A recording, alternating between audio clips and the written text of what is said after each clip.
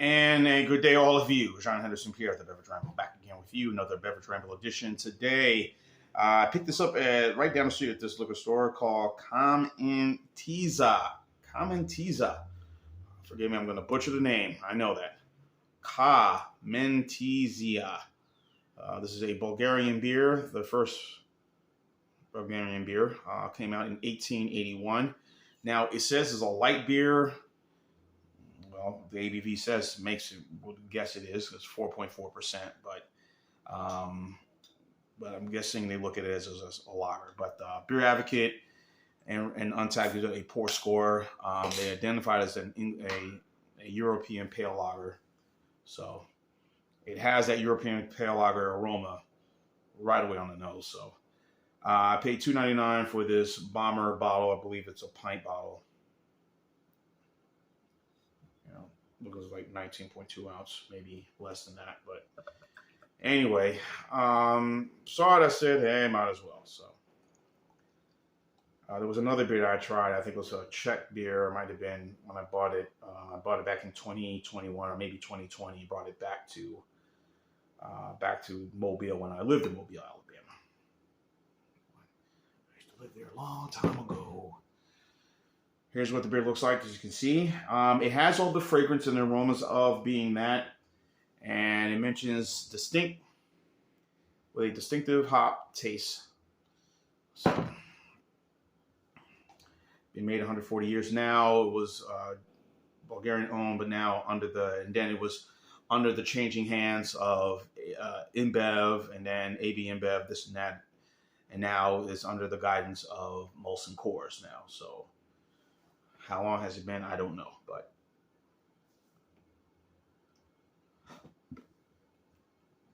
I was able to get this thing here with pretty much with ease. I guess they were able to transfer the in distribution. I guess because of MolsonCoors is able to reach here the States pretty easily. I'm guessing particularly in predominant area where there are a lot of Bulgarian folks. Only place that comes to mind would be obviously the Midwest, near Chicago, maybe Minneapolis, obviously New York City, the New York City area, New York City tri-state area, excuse me, I should say, the tri-state area, So, sort of very herbal aroma right at the nose immediately, very grassy. I think I might bring this for another get together with the guys. I don't know when, but I'll worry about that later.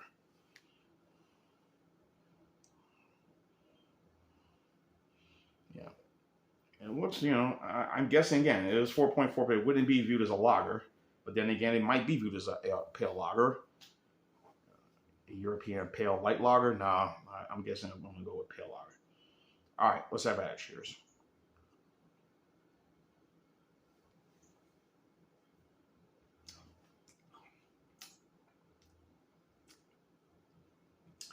Yeah. This reminds me of Czechs. It reminds me of the same with many of these European style beers. Again, it's very potent. The hop distinction, very herbal, at the center of the nose, kind of very grass. And yes, at times, these styles of beers can be lower in ABV, but you're really thinking, and I know a lot of people got on me by when I made this analysis, but you think you're really drinking a very strong beer. Maybe you are, maybe you're not, I'm not sure. To me, I think it is. Now, I've had it really iced in the freezer before I started. And yes, folks, I didn't use my teeth. Guess what I use? Yay, this. A very important tool, not this. Yeah, sometimes I come unprepared.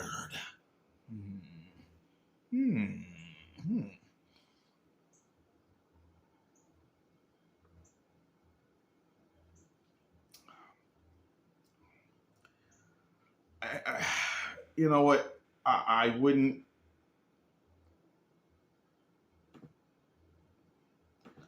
tell the difference between this one and Beck's or the other ones like Brennan's, which is one I sold at Aldi's. Kind of looks like this, looks like you're drinking Beck's beer. I mentioned Beck's. St. Pauli Girl kind of has that same interesting aroma. Kind of the same, or even German style, Holland style, like a Heineken, like a Pilsner Urquell.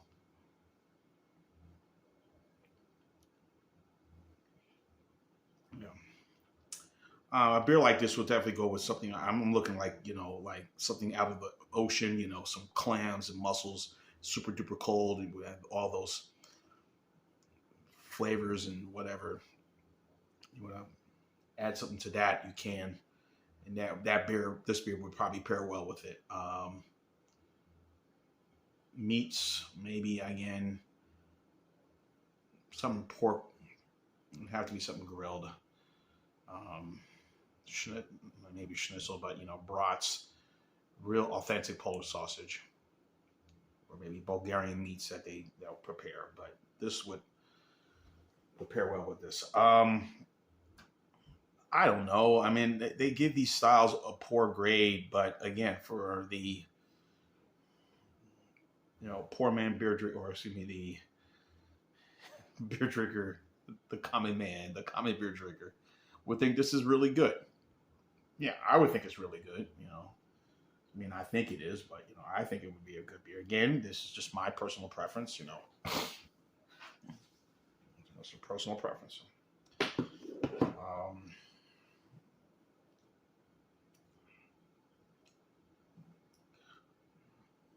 Yeah, I mean, that's the only thing that comes to mind would be that its ownership would be something on the line of Pilsner Urquell or Beck's. I mean, it's a funny story that I was at Aldi's or one of the stores, and when I bought the Czech's beer, this one sells at Lidl. When I bought the Czech's beer, someone told me that, hey, by the way, the Czech's beer doesn't. The Czech's beer that one guy was telling me that I was talking to a couple of brewers, some from Germany, who brew some of these beers for some of these stores, and said even they wouldn't touch it. They found it as deplorable and absolutely just irreprehensible just to consume. So I just kind of busted out laughing when I read that comment. So maybe the leftovers of this beer, but it's enjoyable. I mean, I can't really overthink this and overanalyze this. I mean, it's from here, but again, I think it follows into the tradition of many of the other European styles, German, Czechoslovakian styles of, beers. The same distinctive taste, distinctive flavor, aroma really comes out. The same hops that they would make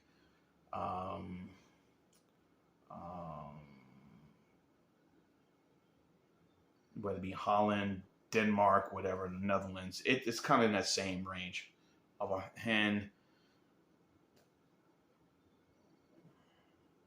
Yeah, Pilsner Peroni, Astor, that was made in Italy. It's kind of in that same boat, same class. So I ain't going to be negative and say it's a poor product. I mean, it's good. I ain't going to say great, but it's good. But I can see getting this again, Again, it was only $2.99 for the bottle. Glad I bought this only for that. Maybe one could be enough. But again, if you're a beer budget person like me, you want to make sure you're getting your more bang for the buck for your beer. A case of Heineken would be all right, yes. Beck's, I know they still sell Beck's in cases now. I know I still see them in 6-pack. Regular Beck's. St. Pauli Girl, I haven't seen that beer anywhere to be found. None of the stores. So, but, yeah, this is just Perlenbacher Pilsner. This kind of reminds me of the Van Danken, which is the one they sell at Lidl as well. This is okay. I'm not going to go negative, but again, no. So I'm going to go C on this one for me. This is 7.4. So this is a C. Right there at a C. So Again, I'm going to butcher this. Kamenitza, Bulgarian beer, made starting in 1881. Now owned by the wonderful friends at MolsonCoors. Of course, we know MolsonCoors owns just about the name brands we all know. Molson Ice to Coors Light. From Milwaukee's Best Light to Coors Banquet. All that good stuff in between. So check it out if you see it. Also owns Terrapin as well. Terrapin beer. Yeah, the beer based in Athens. So everybody can get Terrapin. The Moohoo chocolate, this to the High Five IPA and Obsecutioner and a few other stuff. So yeah. So anyway, that's my score. I'm going to go 7.4. C for me for the Kamenitza. Again, Jay, Terrio. Whenever you're going to get on me about it, let me know. I pronounce it. So check it out at your whatever package store that sells this. Multinational store. Check it out, try it. You may like it. May. John Henderson P. of the Beverage Remington. Keep on watching as always. Cheers, live, laugh, and love. Bulgaria. Kamenitza. Delicious beer, Bulgaria. Okay.